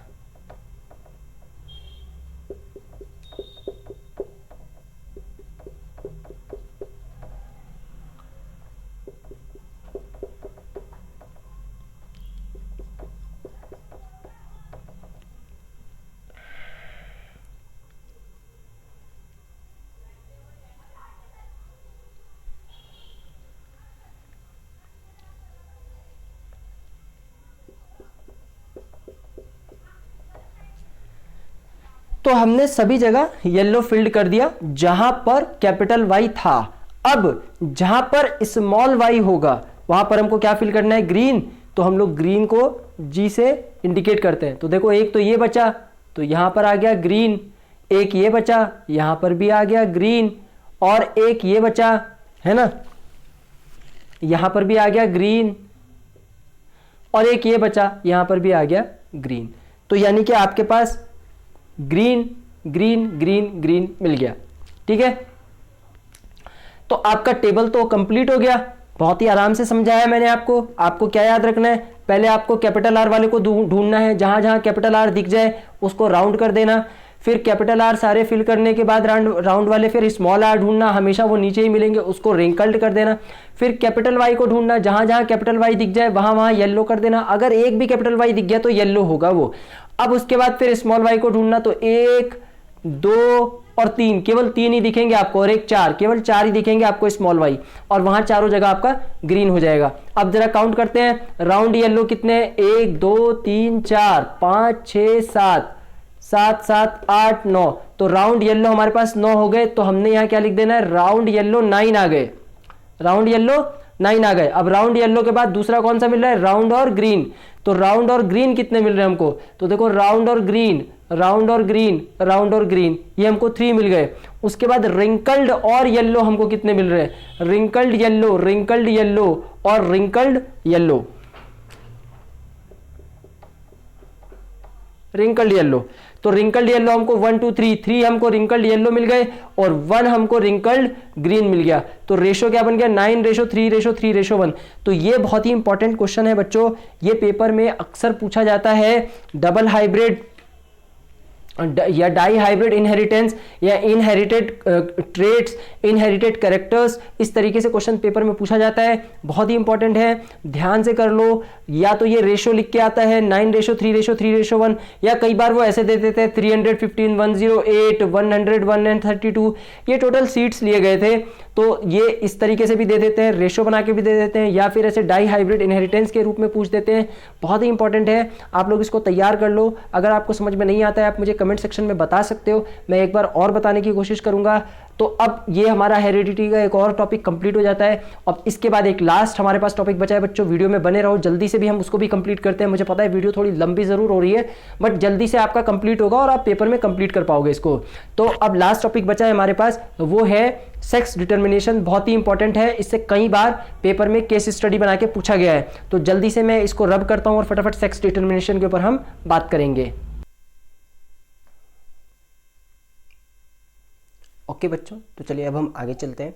जल्दी से हम देखते हैं, हमारे चैप्टर का ये लास्ट टॉपिक है और इसके बाद हमारा वीडियो एंड हो जाएगा। तो आइए जल्दी से मैं आपको बता देता हूँ। तो ये अब हमारे पास है सेक्स डिटर्मिनेशन। अब हमारे पास टॉपिक आ गया बच्चों सेक्स डिटर्मिनेशन। सेक्स डिटर्मिनेशन का मतलब क्या होता है, सेक्स डिटर्मिनेशन में बहुत ही सिंपल सी बात है, क्या है कि the process by which the sex of a person is determined, यानी वो प्रोसेस जिसके थ्रू आप किसी पर्सन के सेक्स को डिटरमाइन करोगे, पता लगाओगे कि इसके पास कौन सा सेक्स है, उसी प्रोसेस को हम लोग क्या बोलते हैं, सेक्स डिटर्मिनेशन बोलते हैं। बहुत ही सिंपल सी डेफिनेशन है सेक्स डिटर्मिनेशन की, पेपर में कई बार पूछ ली जाती है। तो याद रखना है, the process by which the sex of a person is determined. किसी पर्सन के सेक्स को कैसे पता चलाओगे, इसी प्रोसेस को सेक्स डिटर्मिनेशन बोलोगे। अब इस प्रोसेस में होगा क्या, तो इस प्रोसेस में पार्टिसिपेट कौन करेगा, मैंने बताया था सेक्स क्रोमोसोम्स पार्टिसिपेट करेंगे। तो सेक्स क्रोमोसोम्स कौन होते हैं, the chromosomes which determine the sex, वो क्रोमोसोम जो ये डिटरमाइन करेंगे कि सेक्स कौन सा होगा, ठीक है, उनको हम क्या कहेंगे, सेक्स क्रोमोसोम, यानी आपके अंदर कौन सा वाला क्रोमोसोम है वो कौन डिटरमाइन करेगा, वो सेक्स क्रोमोसोम्स डिटरमाइन करेगा। अब ये सेक्स क्रोमोसोम्स क्या होते हैं, मैंने स्टार्टिंग में ही बताया था क्रोमोसोम्स में कि जो मेल होता है उसके पास एक पेयर होता है सेक्स क्रोमोसोम्स का, एक पेयर, लेकिन उसमें ये वाले कितने होते हैं, हाफ, और ये वाले भी कितने होते हैं, हाफ, ठीक है, यानी हाफ हाफ मिलके एक पेयर बनाते हैं। तो हाफ एक्स क्रोमोसोम्स होंगे और हाफ वाई क्रोमोसोम्स होंगे किसके पास, मेल के पास, और एक पेयर बन जाएगा ये। तो 22 पेयर तो इसके पास पहले से ही थे और एक पेयर ये वाला बन गया, तो टोटल लगे 23, ठीक है। तो मेल के पास टोटल 23 क्रोमोसोम्स होंगे, लेकिन उसमें से 22 ऑटोसम्स होंगे जो कि पार्टिसिपेट नहीं करेंगे फर्टिलाइजेशन में, और एक ही पार्टिसिपेट करेगा, लेकिन उस एक के पास भी दो होंगे, 1x क्रोमोसोम्स और 1y क्रोमोसोम्स। तो अगर आपसे पेपर में ये पूछ लिया कि ये 1x और 1y में से उसके पास जो जाएगा क्रोमोसोम्स कितना होगा, तो याद रखना कि हाफ एक्स क्रोमोसोम्स होते हैं और हाफ वाई क्रोमोसोम्स होते हैं, तो जाके उसका एक पेयर बनता है, ठीक है। फिर फीमेल के पास दोनों के दोनों ही एक्स क्रोमोसोम्स होंगे, ठीक। तो बहुत ही सिंपल सी बात हो गई, यहाँ पे 3 बातें हमने समझ ली कि सेक्स डिटर्मिनेशन क्या है, the process by which sex of a person is determined, हो गया। उसके बाद सेक्स क्रोमोसोम्स क्या है, the chromosomes which are determine of sex of a person, यानी कि अगर किसी पर्सन के सेक्स को हमें डिटरमाइन करना है तो सेक्स क्रोमोसोम्स की हेल्प से करेंगे, और जो प्रोसेस है जहाँ पर सेक्स किसी पर्सन का आप डिटरमाइन कर रहे हो उस प्रोसेस को आप सेक्स डिटर्मिनेशन कह रहे हो। अब सेक्स क्रोमोसोम्स में हमारे पास ये ध्यान रखना है कि मेल के पास 1 पेयर ऑफ सेक्स क्रोमोसोम्स होंगे जिसमें 1x क्रोमोसोम्स है और दूसरा 1y क्रोमोसोम्स है, और फीमेल के पास 2x क्रोमोसोम्स होंगे, ठीक है। अब हम आते हैं अपने इस मेन चार्ट पे, जो कि अक्सर पेपर में पूछा जाता है आपसे, 2 मार्क्स में या 3 मार्क्स में ये चार्ट पूछा जा रहा है, और लास्ट 2 ईयर से ये केस स्टडी के फॉर्म में पूछा जा रहा है। केस स्टडी में आपको दिया जाएगा ये बनाने के लिए, तो बहुत ही आसान सा चार्ट है, ध्यान से समझ लो। यहाँ पे क्या हो रहा है, sex of a child during fertilization, बच्चे का सेक्स कैसे बन रहा है ड्यूरिंग फर्टिलाइजेशन, जब जाइगोट बनेगा उस समय बच्चे का सेक्स कैसे बनेगा, उस चीज़ को हम यहाँ पे समझ रहे हैं। बहुत ही सिंपल है, यहाँ पर फादर हमेशा रिस्पॉन्सिबल रहेगा, father is responsible for the sex of the baby, boy और गर्ल, यानी कि जो बेबी प्रोड्यूस होगा वो बॉय होगा या गर्ल, इसके लिए फादर रिस्पॉन्सिबल है। क्यों रिस्पॉन्सिबल है, क्योंकि फादर के पास 2 गैमेट्स हैं स्पर्म के फॉर्म में, एक्स और वाई, लेकिन मदर के पास दोनों के दोनों एक्स हैं, ठीक है। तो अब मदर के पास दोनों के दोनों एक्स है, लेकिन फादर के पास एक एक्स है एक वाई है, तो अगर एक्स वाला एक्स वाले से मिल जाता है तो फीमेल गर्ल बन जाएगी, लेकिन अगर वाई वाला फादर का, ध्यान से देखना बच्चों, अगर फादर का वाई वाला इसके मदर के एक्स से मिल गया तो मेल बन जाएगा।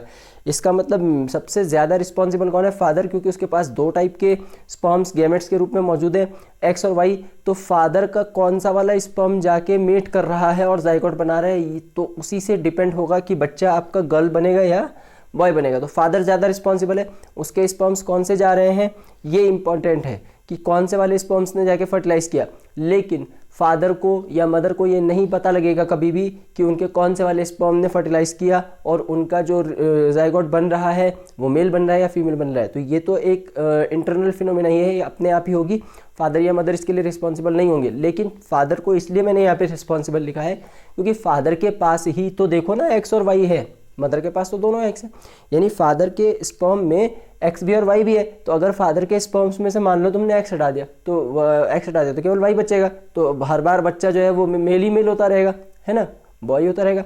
और अगर वाई हटा दिया, एक्स छोड़ दिया, तो फीमेल ही फीमेल होता रहेगा। इसका मतलब फादर के पास ही वो रिस्पॉन्सिबिलिटी है कि एक्स और वाई में से अगर कोई एक भी गया, तो अगर एक्स गया तो फीमेल और अगर वाई गया तो मेल। तो ये बच्चों सेक्स डिटर्मिनेशन का टॉपिक था, बहुत ही आसान सा और छोटा सा टॉपिक है।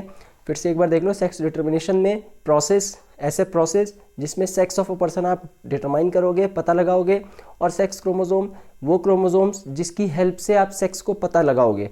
तो सेक्स क्रोमोसोम्स 2 टाइप के हो गए, एक मेल और एक फीमेल। मेल में आपके पास 1 क्रोमोसोम्स होगा एक्स का और 1 वाई का होगा, हाफ हाफ क्रोमोसोम्स हो गए, मतलब ये एक पेयर बना लेंगे मिलके।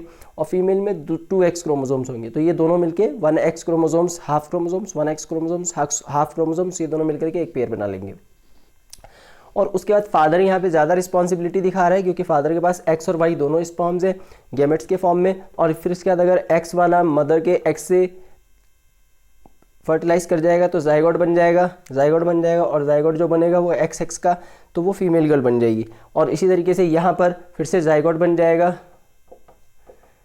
फिर से यहाँ पे जाइगोट बन जाएगा और ये क्या बना लेगा, मेल बॉय बना लेगा अगर आप एक्स को वाई के साथ फर्टिलाइज करा देते हो। तो ये टॉपिक हमारा कंप्लीट हो गया बच्चों।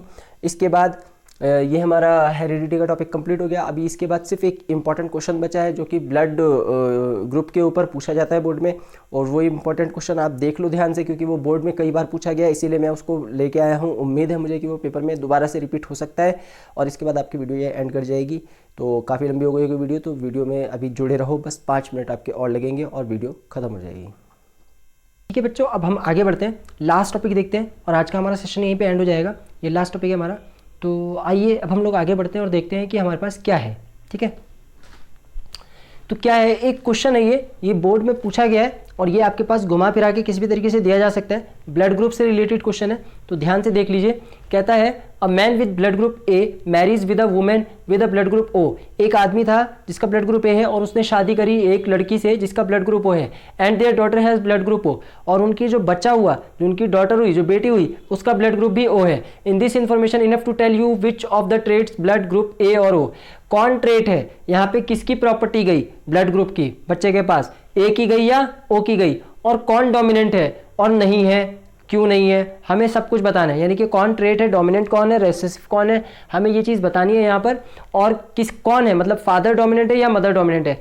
तो हमारे पास इस क्वेश्चन का आंसर आएगा। बहुत इंपॉर्टेंट क्वेश्चन है, 2 से 3 नंबर में ये पेपर में आता है और अक्सर पूछा गया है, तो तैयार कर लेना आप लोग। तो क्या है इसमें, हम कैसे करेंगे इस क्वेश्चन को, हम एक बार कंडीशन मानेंगे कि जो ए है, ए यहाँ पे किसके लिए है बच्चों, देखो ध्यान से, ए यहाँ पे मैन के लिए है, ए यहाँ पे मैन के लिए है, मैन के लिए। तो हम एक बार ए को ही डोमिनेंट मान लेंगे। यहाँ पर हमने कह दिया कि जो ए है, ए को हमने क्या मान लिया, डोमिनेंट मान लिया, तो डोमिनेंट नेचर दिखाएगा। तो ओ कौन हो गया, ओ रिसेसिव हो गया। तो उस केस में मेल के पास एक डोमिनेंट रहा और एक रिसेसिव वाला आ गया, डोमिनेंट रिसेसिव। लेकिन फीमेल के पास क्या हो गए, दोनों ही रिसेसिव हो गए, दोनों ही रिसेसिव। फीमेल के पास सेम ही रहेगा, पता है आपको, उसके पास ओ रहेगा तो ओ ही रहेगा, तो उसके पास दोनों ही रिसेसिव वाले चले गए। अब क्या होगा, अब हम टेबल बनाएंगे। तो टेबल बनाएंगे तो हम क्या करेंगे, ओ ओ को नीचे रख दिया, ए ओ को ऊपर रख दिया। तो जब हमने इनकी मैचिंग करी तो ए ओ फिर ओ ओ फिर ए ओ फिर ओ ओ। तो अब हम यहाँ पर क्या देख पा रहे हैं कि हम देख पा रहे हैं कि daughter can be O O group, daughter के पास ओ ग्रुप जाएगा क्योंकि वो लड़की है, फीमेल है, तो उसके पास ओ ग्रुप जाएगा और वो ब्लड ग्रुप ओ की वजह से हो रहा है। तो ओ इसके पास भी आ गया, इसके पास भी, इसके पास भी, इसके पास भी, सभी के पास ओ आ गया क्योंकि वो तो रिसेसिव है। लेकिन डोमिनेंट प्रॉपर्टी कौन दिखा रहा था, ए दिखा रहा था। बट यहाँ पर डॉटर के पास दोनों के दोनों को ग्रुप पहुंच गए। तो आप यहाँ पर दिखा सकते हो इस तरीके से। फिर अगले वाले पार्ट में आपको क्या करना है, अगले वाले पार्ट में एक बार आपने ए को कंसीडर किया था डोमिनेंट, अब आप ओ को कंसीडर कर लो कि आपका जो ओ है वो आपका डोमिनेंट हो गया है। तो अगर ओ डोमिनेंट हो गया है तो फीमेल के पास तो दोनों के दोनों ही आ जाएंगे क्योंकि डोमिनेंट प्रॉपर्टीज दिखाएगा। तो ओ पहले से ही था उसके पास और डोमिनेंट प्रॉपर्टी की वजह से ओ फीमेल के पास चला गया। लेकिन फीमेल के पास ए भी आ सकता है, ओ के साथ ए भी। अब ए क्यों आएगा, क्योंकि ए तो रिसेसिव है और ओ डोमिनेंट है। तो एक बार ओ हमने लिया था यहाँ पे, वो फीमेल का था, और ए को हमने ले लिया जो डोमिनेंट प्रॉपर्टी दिखा रहा है। अब ओ तो पहले से फीमेल के पास है और ए रिसेसिव हो गया, तो रिसेसिव वाला भी आ सकता है। और मेल के पास दोनों के दोनों अब ए चले गए क्योंकि दोनों ही रिसेसिव हो गए उसके लिए। ठीक है, तो ए जब रिसेसिव लिया तो इसके पास पहुंचा दिया, रिसेसिव वाले के पास, और डोमिनेंट लिया तो इसके पास पहुंचा दिया, और फीमेल के पास दोनों भी हो सकते हैं। तो अब इनसे हमने टेबल बना ली। तो टेबल कैसे बनाई, ओ ओ को इधर लिखा, फिर ओ ए भी बन रहा है तो ओ ए को भी लिख दिया, यानी कि यहाँ पे टोटल 4 हो गए, और ए को ऊपर रख दिया। अब आप इनकी मैचिंग करा दो, ओ ए ओ ए ओ ए ए ए ओ ए ओ ए ओ ए ए, तो ये आपकी टेबल बन गई। तो इससे पता क्या लग रहा है, इससे पता यही लग रहा है कि ब्लड ग्रुप ओ तो बार बार आ ही रहा है, तो डॉटर को तो वो मिलेगा ही मिलेगा। इसका मतलब हम एग्जैक्ट नहीं बता सकते हैं कि कौन डोमिनेंट प्रॉपर्टी को यहाँ पे दिखा रहा है। तो लास्ट में एक लाइन आपको ये लिख देनी है कि आप यहाँ पे शो ही नहीं करा पा रहे हो कि डोमिनेंट प्रॉपर्टी किसकी है, तो दोनों की वजह से ही बच्चे को मिल रहा है। तो किसी की भी डोमिनेंट प्रॉपर्टी यहाँ पे शो अप नहीं हो रही है। तो एक क्वेश्चन ये बोर्ड में आया है, इसको तैयार कर लेना। मैंने टेबल कैसे बनेगी और आप कैसे करोगे इतना बता दिया आपको। अभी हम आगे बढ़ते हैं। कुछ ये इंपॉर्टेंट हमारे पास टॉपिक है जो कि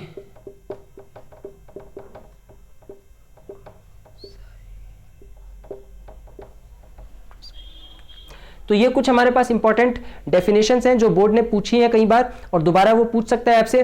पहली है हैप्लॉइड और दूसरी है डाइप्लॉइड। डिफरेंस पूछ लेता है, कई बार शॉर्ट फॉर्म में पूछ लेता है। हैप्लॉइड और डाइप्लॉइड क्या होते हैं, तो हैप्लॉइड का मतलब a single set of unpaired chromosomes, unpaired यानी अगर कोई अनपेयर्ड क्रोमोसोम हो गया और सिंगल सेट है उसका अनपेयर्ड क्रोमोसोम का, तो उसको हम लोग हैप्लॉइड बोलेंगे। लेकिन जो पेयर्ड हो गया वो, अगर वो पेयर्ड कंडीशन में है क्रोमोसोम्स, तो हम लोग उसको डाइप्लॉइड बोलेंगे। अनपेयर्ड क्रोमोसोम्स है हैप्लॉइड बोलेंगे, पेयर्ड क्रोमोसोम है डाइप्लॉइड बोलेंगे। ठीक है, अब दूसरा क्वेश्चन है होमोजाइगस और हेट्रोजाइगस। होमोजाइगस और हेट्रोजाइगस के बीच में भी क्वेश्चन पूछा जाता है। तो होमोजाइगस में बस इतना ही याद रखना है कि in which a condition in which an individual possesses a pair of identical gene, यहां पर पेयर ऑफ आइडेंटिकल जीन होगा, और हेट्रोजाइगस में pair of contrasting gene for any character.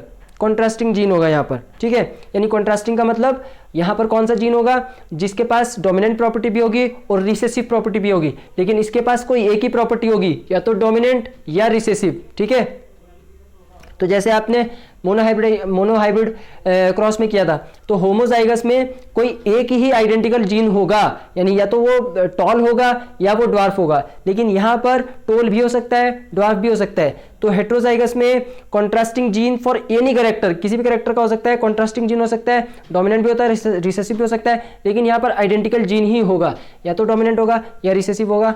तो ये होमोजाइगस, हेट्रोजाइगस और हैप्लॉइड डाइप्लॉइड की डेफिनेशन पेपर में अक्सर पूछ लेते हैं, तो आप लोग इसको तैयार कर लेना। और इसी के साथ आज का हमारा ये वीडियो का सेशन कंप्लीट होता है साइंस का। इसमें मैंने आपको पूरा का पूरा चैप्टर ये पढ़ा दिया है हेरिडिटी, और जो भी इसके इंपॉर्टेंट कॉन्सेप्ट थे सारे के सारे बता दिए।